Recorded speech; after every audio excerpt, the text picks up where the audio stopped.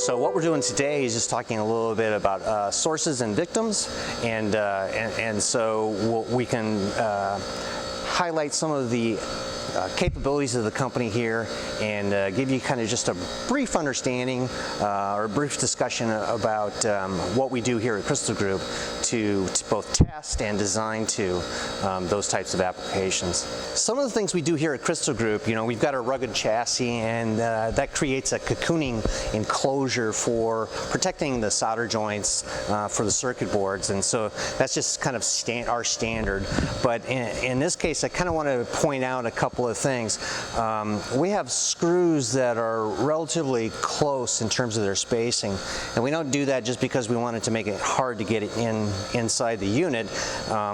That's really related to the EMC compliance, or the ability to knock down any emissions that are coming into the box or coming out of the box. And so that screw spacing is kind of important, and we have some standards and rules that basically dictate where those screws go. So you'll notice in our designs there's really quite a few screws in the lid. Again, not doing that to be difficult, but really it's about meeting those specification requirements. The other thing that you're going to notice when you look at some of the designs that we have is usually there are overlapping seams in each one of these interfaces.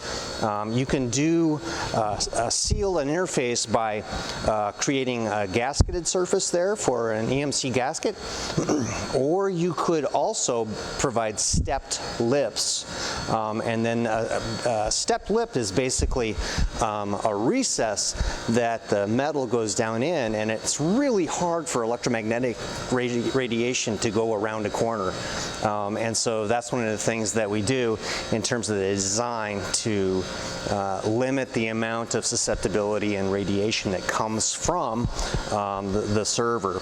The other thing that's kind of important here that we'll point out is, you know, we do a lot of custom power supply design and development, and so in these types of applications, we're taking and putting mil-circ connectors in here, and then really doing a great job of grounding from the shell of the connector to the grounding stud and also to the front fang surfaces, so that we get exceptional bonding for the product.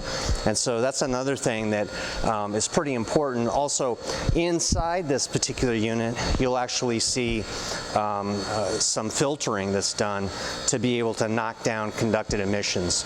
And so that's another key aspect, or probably a pretty big difference in terms of what you'll find at Crystal Group relative to many other the manufacturers. So these are all things that we do trying to meet those specifications. You know, a little bit about what's going on inside the box. Switching power supplies are notorious for creating problems, and so there's a need to control that switching power supply and dampen that energy that's in there, so it doesn't impact the rest of the components in the box. Sometimes you may have to create a dedicated raceway for the cabling to prevent interference across the box. And the other thing is data cables really need to be as far away from the power cables as possible. And if you do have to cross them, it's always a good idea to go 90 degrees to the data and power cables. So these are just a couple of things that we do in terms of the way that we lay out the box, and some of the mitigation approaches that we have in terms of knocking down internal victims and sources within the box. So a lot of things, a lot of information there, but essentially we have a large number of screws that really improve the clamping pressure of the interface between the lid and the chassis. We have stepped interfaces. We have exceptional ground paths, and we do all of this in an effort to prevent any kind of radiation coming out of the box or radiation going into the box. We also knock down conducted emissions using filtering, and then judicious placement and routing through either raceways or within the unit is how we control the interference inside the unit.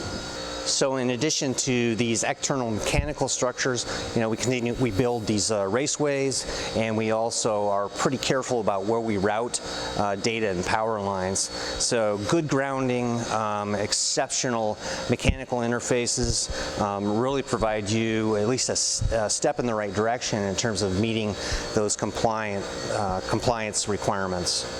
One of the other things that we've noticed is basically the data rates are going up faster and faster inside the unit. So you're seeing now some requirements for 25 gigabit per second or even 40 gigabit per second copper. And so one of the ways that you can mitigate any kind of problems with that is to actually convert that copper to fiber optic. And that works exceptionally well to mitigating any kind of interference from the box, but also from the exterior environment. So fiber optic is a great tool for cutting down EMI relative to other sources outside the box. So that's another tool that we put in our toolbox to create compliant products.